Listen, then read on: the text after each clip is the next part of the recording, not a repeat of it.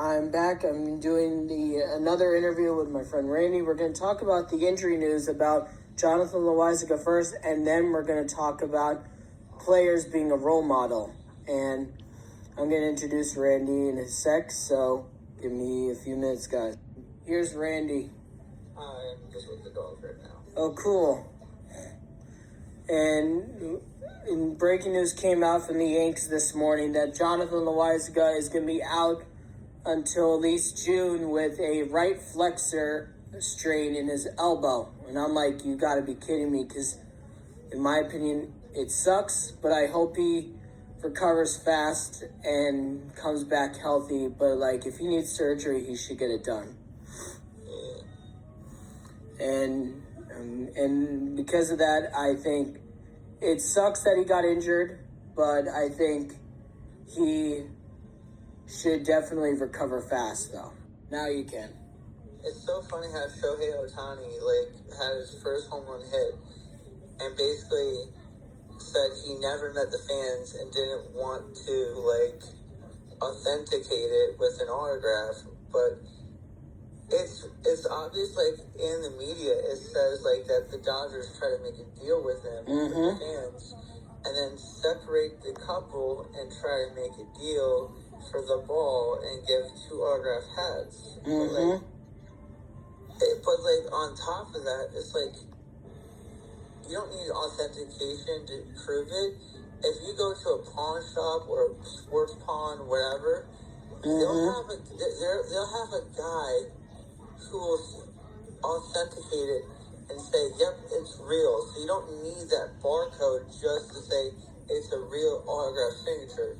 That's true. You can just get a person at that store who can verify if it's really his signature or if it's a female player, her signature. So basically, these upgrades on to make sure that it's authentic, it's you can't, someone can fake the barcode and then just jip you on that shit. That's true. And we're going to be talking now about the players being a role model, because it's important to me and Randy about it, because with the fans and everything, because I grew up role modeling Derek Jeter and everything. And because he showed up every day, played hard, never gave up, and literally he was one of my favorite players of all time. And because of that, Derek Jeter was honestly one of the greatest players I ever saw play. And he used a quote, and I use that same quote in my yearbook, which is, there may be people that work hard, but there's no one that works harder than you do. And because of that, it reminds me that Derek Jeter worked hard and he never gave up, and he always did the right thing. He never talked crap about anybody. He always talked about the team. He always talked about the highlights of the team and not about the achievements that he did. He always focused about the team. Here's Randy for his opinion on players, how they should be role models. If you look at it, Jeter's one of the most biggest role models. Besides Jeter as the top biggest role model, you got Aaron Judge, you have Hall of Famer David Ortiz. That's true.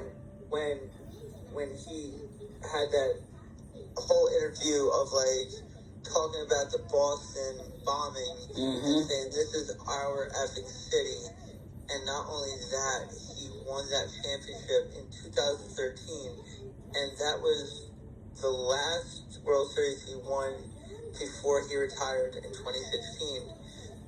And it's obviously if you're gonna be a role model, you just gotta make sure you're clean. You're not cheating in sports. You're not taking the easy way out just to succeed in life. Because there's a saying: there's no easy money and there's no easy way out. The easy way is to be clean and do it the right way. There's no easy way. There's the right way or do the wrong way. So the easy way is the wrong way. The right way is going to the right path and succeeding in life. That's true. And if you look at it, if you're cheating in the sport, using steroids or any substance, you're not showing being a role model to the fans, because you're giving a advice. So they think, hey kids, you should try this. This is the easy way to like be stronger, faster, and more powerful.